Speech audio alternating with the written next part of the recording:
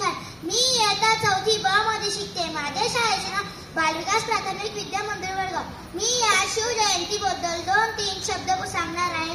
ते तुम्ही शांतचित्तेने ऐकावे ही माझी नम्र विनंती. आले किती गेले किती उडून गेला भरारा. आले किती गेले किती उडून गेला भरारा.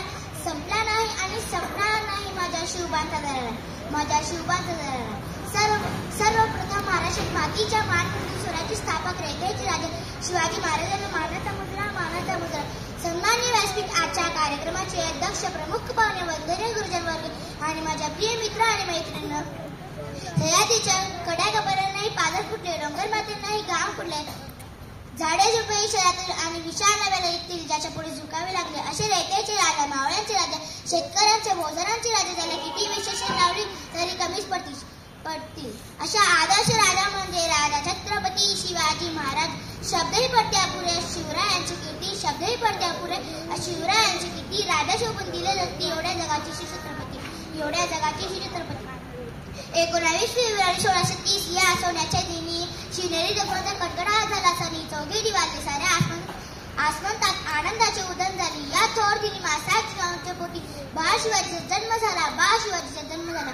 सह्याद्रीच्या कुशीत एक हिरा चमकला. भगवतीला चांदण्याचा शिवनेरी पकडला. हातात घेऊन तलवार शत्रूने गरजला. महाराष्ट्रात असे एक शिवाजी राजे होऊन गेले. शिवाजी राजांना त्यांच्या पित्याने शहाजी राजांना फारसा सहवास लाभला नाही तरी मासाहेब जिजाऊंनी उत्तम संस्कार देऊन शिवांना जोडले. बाळराजांनी बालवयात स्वराज्य स्थापन करण्याचे अवघड स्वप्न पाहिले.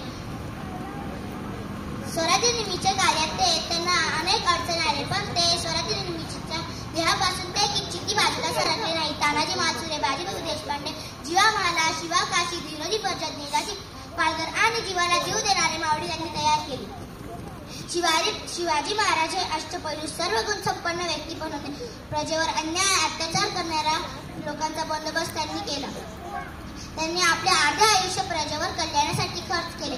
इतिहासाच्या पानावर, रयतेच्या मानावर, मातीच्या कणावर आणि विश्वासाच्या प्रमाणावर राज्य करणारे राजा म्हणजे राजा छत्रपती शिवाजी महाराज होय.